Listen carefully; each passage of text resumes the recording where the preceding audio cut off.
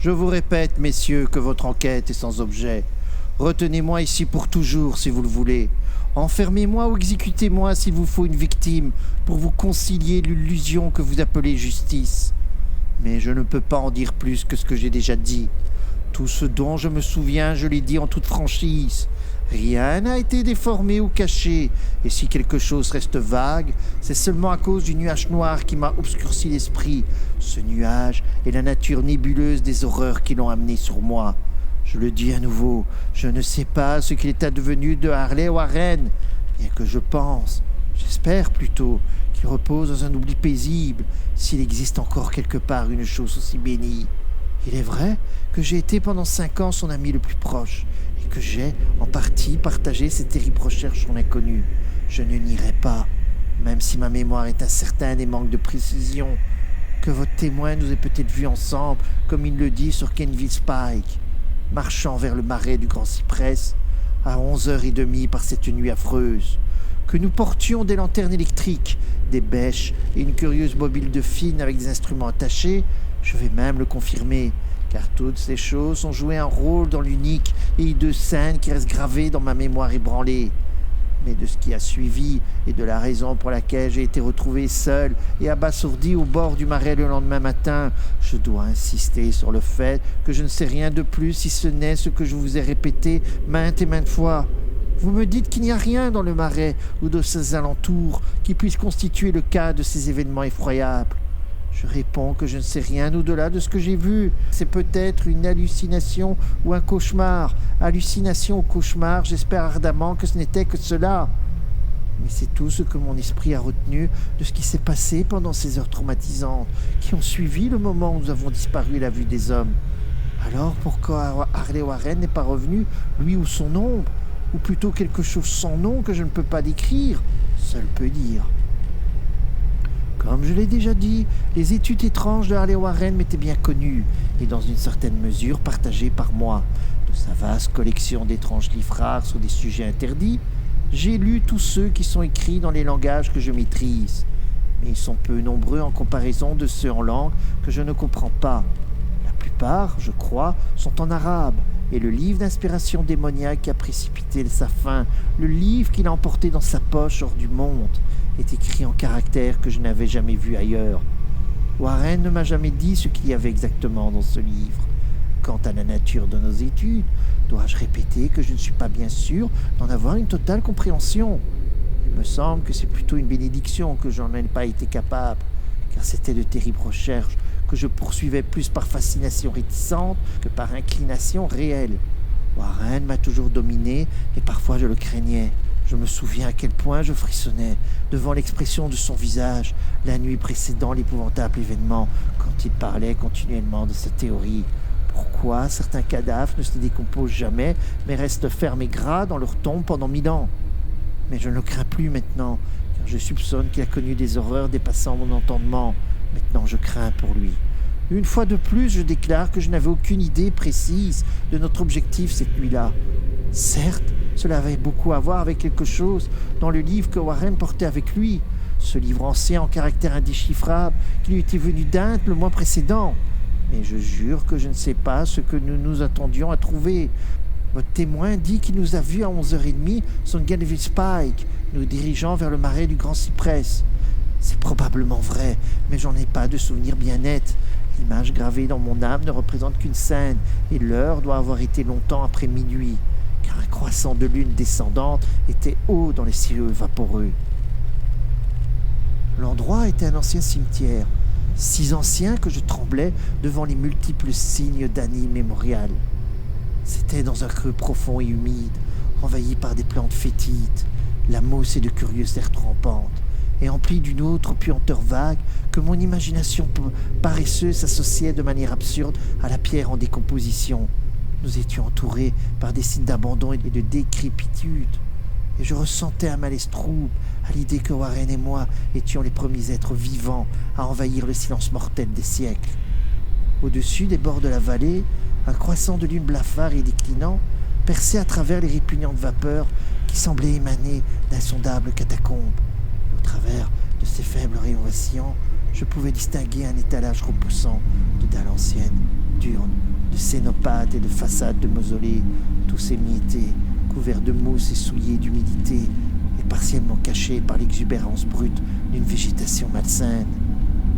Ma première impression consciente de ma propre présence dans cette terrible nécropole concerne le fait de m'arrêter avec Warren devant une certaine sépulture à moitié détruite et de laisser tomber quelques charges qui semblaient que nous portions. J'observais désormais que j'avais avec moi une lampe électrique et deux pelles, et que mon compagnon s'était équipé d'une lanterne similaire et d'une paire de téléphones portables. Aucun mot ne fut échangé, car l'endroit et la tâche nous semblaient connus de tous deux. Et sans attendre, nous avons saisi nos pelles et commencé à dégager les plantes, les herbes et débarrasser la terre de cette antique chambre mortuaire souterraine.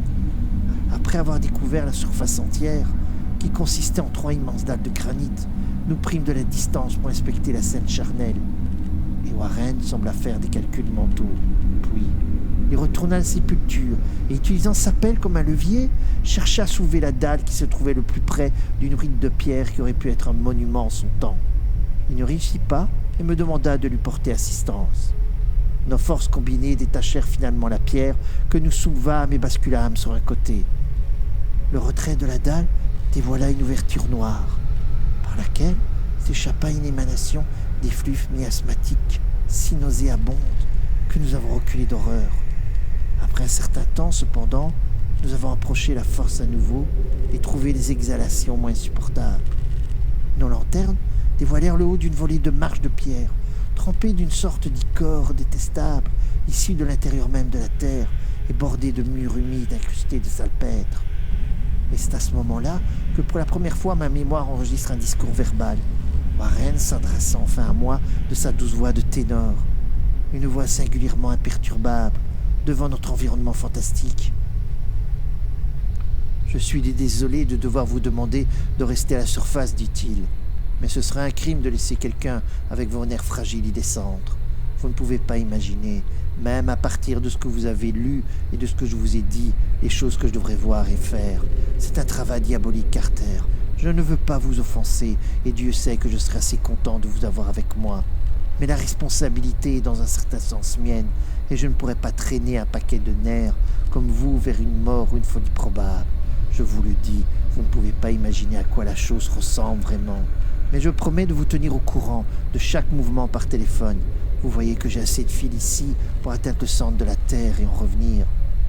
Je peux encore entendre de mémoire ces mots froidement prononcés et je peux encore me souvenir de mes objections. Je me montrais désespérément soucieux d'accompagner mon ami dans ces profondeurs sépulcrales. Pourtant, il demeura obstinément inflexible. À un moment donné, il a menacé d'abandonner l'expédition si je persistais plus longtemps. Une menace qui s'avérait efficace puisque lui seul détenait la clé de la chose. Je me souviens encore de tout cela, bien que je ne sache plus quel genre de choses nous cherchions. Après avoir obtenu mon acquiescement réticent à son projet, Warren prit la bobine de fil et ajusta les appareils. À son signal, je pris l'un d'eux et m'assis sur une pierre tombale vieillie et décolorée, près de l'ouverture nouvellement découverte. Puis, il me serra la main, chargea la bobine de fil sur son épaule et disparut dans cet ossuaire indescriptible. Pendant quelques instants, je gardai encore en vue la lueur de sa lanterne et entendis le bruissement du fil pendant qu'il le déposait derrière lui. Mais bientôt, la lumière disparut brusquement, comme si un tournant avait été rencontré dans l'escalier de pierre et le son s'éteignit presque aussi rapidement. J'étais seul, encore lié aux profondeurs inconnues, par ces brins magiques dont la surface isolée paraissait verte sous les rayons maladifs de ce croissant de lune déclinante. Dans le silence solitaire de cette immémoriale et déserte ville des morts, mon esprit conçut les fantasmes et les illusions les plus abominables. Les sanctuaires grotesques et les monolithes semblaient assumer une personnalité hideuse, une demi-conscience. Des ombres amorphes semblaient se cacher dans les recoins les plus sombres, des creux encombrés par les mauvaises herbes et voltiger comme dans une procession cérémonielle blasphématoire, au-delà des portails des tombes en ruine sur le flanc de la colline. Des ombres qui n'auraient pas pu être projetées par ce pâle croissant de lune. Je consultais en permanence ma montre à la lumière de ma lanterne électrique et tendis l'oreille avec une anxiété fiévreuse vers le récepteur du téléphone. Mais pendant plus d'un quart d'heure, je n'entendis rien. Puis, un léger cliquetis cliquetis vint l'instrument, et j'appelai mon ami d'une voix tendue. Malgré toute mon inquiétude, je n'étais pourtant pas préparé aux mots qui sortirent de cette étanche crypte avec des accents bien plus alarmés et plus tremblants que ceux auxquels Harley Warren m'avait habitué auparavant. Lui, qui m'avait si calmement laissé un peu plus tôt, appelait maintenant d'en bas avec un murmure tremblotant, plus annonciateur de mauvais augure que le cri le plus strident. « Dieu, s'il pouvait voir ce que j'ai sous les yeux en ce moment !» Je ne pouvais pas répondre, je ne pouvais qu'attendre, sans voix. Puis virent les tonalités frénétiques à nouveau. « Carter, c'est horrible, monstrueux, incroyable !» Cette fois, ma voix ne me fit pas défaut. Et je déversai dans le transmetteur une avalanche de questions exaltées. Terrifié, je continuai à répéter. « Warren, qu'est-ce que c'est? Qu'est-ce que c'est ?» Une fois de plus revint la voix de mon ami, toujours enrouée de peur et maintenant apparemment teintée de désespoir. « Je ne peux pas vous le dire, Carter. C'est complètement de la pensée. Je n'ose pas vous le raconter. Aucun homme ne pourrait savoir ça et continuer à vivre. Grand Dieu, je n'ai jamais rêvé de cela. » Le silence à nouveau. À part le torrent, maintenant incohérent de mes questions tremblantes, puis la voix de Warren, sur le ton de la plus sauvage consternation. « Carter, pour l'amour de Dieu, remettez la dalle en place et cassez-vous si vous pouvez encore. Vite, abandonnez-vous et dirigez-vous vers l'extérieur, c'est votre seule chance. Faites ce que je dis et ne me demandez pas de vous expliquer. » J'entendais. Pourtant, je ne pouvais que répéter mes questions frénétiques seulement. Autour de moi se trouvaient les tombeaux et les ténèbres et les ombres. Au-dessous de moi, quantité de périls au-delà du périmètre de l'imagination humaine. Mais mon ami était plus en danger que moi, et au travers de ma propre peur, je pris conscience d'un vague ressentiment à son égard, du fait qu'il puisse me juger capable de l'abandonner dans de telles circonstances. Il y eut encore quelques cliquetis, et après une pause, un cri pitoyable de Warren. « Cassez-vous, pour l'amour de Dieu! Remettez la dalle en place et cassez-vous, Carter !» Quelque chose dans l'argot juvénile de mon compagnon, manifestement sous le choc, débloqua mes facultés. Je pris crier une résolution. « Warren, préparez-vous, je descends !» Mais à cette offre, le ton de mon auditeur se transforma en un cri de désespoir total. « Ne faites pas ça! Vous ne pouvez pas comprendre, c'est trop tard et de ma faute! Remettez la dalle et courez! Il n'y a rien que vous, quelqu'un d'autre, puissiez faire maintenant !» Le ton changea encore, cette fois adoptant une qualité plus douce, comme une résignation désespérée. Pourtant, il restait tendu par son inquiétude pour moi. « Vite, avant qu'il ne soit trop tard !» J'ai essayé de ne pas y prêter attention, j'essayais de briser la paralysie qui me figeait, mais son murmure suivant me trouva encore inerte, lié par les chaînes d'une horreur absolue. « Carter, maniez-vous, c'est inutile, vous devez partir, mieux vaut seul que deux, la dalle !» Une pause, quelques cliquetis de plus, puis la voix défaillante de Warren. « Presque fini maintenant, ne rendez ça pas plus dur, couvrez ces maudites marches et sauvez votre vie, vous perdez du temps, au revoir Carter, je ne vous reverrai plus. » Là, le chuchotement de Warren s'enfla en un cri qui s'éleva graduellement jusqu'à un hurlement chargé d'une horreur éternelle. « Maudites soient ces choses diaboliques, Légion, mon Dieu, cassez-vous, cassez-vous, cassez-vous !» Après, il y eut le silence. Je ne sais pas pendant combien de temps je suis resté ahuri. Une éternité, chuchotant, marmonnant, appelant, criant dans ce téléphone. Encore et encore, durant tout ce temps interminable, je chuchotais et marmonnais, qu'appelais, criais et hurlais. « Warren, Warren, répondez-moi, êtes-vous là ?» Et là vint l'horreur qui dépasse toutes les autres. L'incroyable, l'impensable, presque l'indescriptible chose. J'ai dit qu'un temps infini avait semblé s'écouler depuis que Warren avait hurlé juste après son dernier avertissement désespéré et que seuls mes propres cris rompaient le silence atroce. Mais au bout d'un moment, il y eut un cliquetis de plus dans le récepteur. J'ai tendu l'oreille pour écouter. J'appelai encore une fois. « Warren, est-ce vous ?» Et en guise de réponse, j'entendis la chose qui apporta ce nuage au-dessus de mon esprit. Je n'essaie pas, messieurs, d'expliquer cette chose, cette voix, ni même de m'aventurer à la décrire en détail. Puisque les premiers mots me firent perdre le sens des réalités et créèrent une amnésie qui s'étendit jusqu'à mon réveil à l'hôpital, devrais-je dire que la voix était profonde, creuse, gélatineuse, lointaine, surnaturelle, inhumaine, désincarnée? Que devrais-je dire? C'était la fin de mon expérience et c'est la fin de mon histoire. Je l'entendis et ne connus plus rien d'autre. Je l'entendis alors que j'étais assis, pétrifié dans ce cimetière inconnu au milieu de nulle part. Parmi les pierres écroulées, les tombes effondrées, la végétation fétide et les vapeurs de miasmes. Je l'entendis parfaitement depuis les plus secrètes profondeurs de cette épouvantable sépulture ouverte, alors que je regardais les ombres amorphes et nécrophages danser sous une lune en déclin maudit. Et voilà ce qu'elle disait. Pauvre fou, Warren est mort.